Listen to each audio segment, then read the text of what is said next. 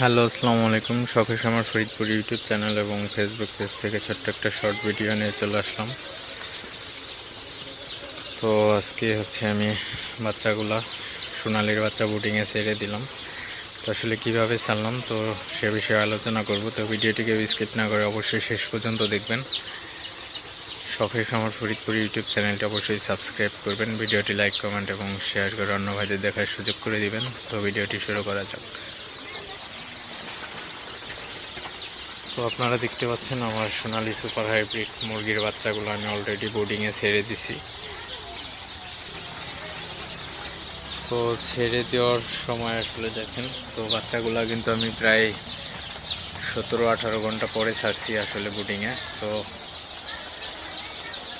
দেরি করে ছাড়ার কারণ অবশ্যই আপনাদের সাথে আমি শেয়ার করছি পূর্বের ভিডিওতে। তো এখন বাচ্চাগুলো আমি অলরেডি বোর্ডিংয়ে ছেড়ে দিলাম। তো বাচ্চাগুলোকে ছাড়ার সময় লাইসো প্লাস অথবা লাইসোবিট দিয়ে দিবেন। তো লাইসোবিট দেওয়ার পরে প্রথম 4-5 ঘন্টা আপনার লাইসোবিট অথবা লাইসো প্লাস দিবেন। তো তারপরে আপনার বায়োসেপ প্লাস দিয়ে দিবেন।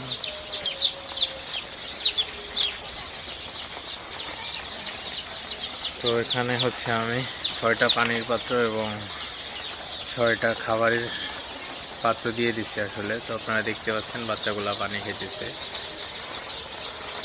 তো আসলে বাচ্চাগুলা খুবই ভালো আছে মাশাআল্লাহ।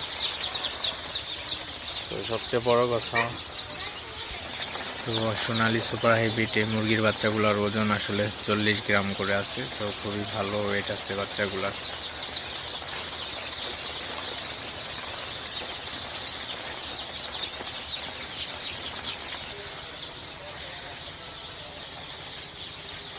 আপনারা দেখতে পাচ্ছেন 6টা পানির পাত্র আমি 6 লিটার পানি দিছি।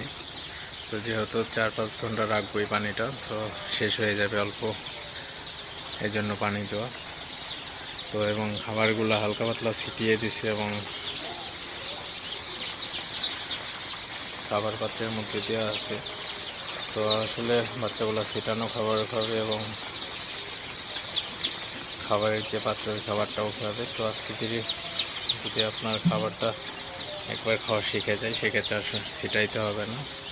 তো যাই হোক, আপনাদের সাথে একটু শেয়ার করলাম আমার সোনালি সুপার হাইব্রিড মুরগির বাচ্চাগুলো আসলে বোর্ডিংয়ে ছাড়ার পরে কেমন দেখা যাইতেছে। তো দেখতে আসলে মাশাআল্লাহ খুবই সুন্দর লাগতেছে।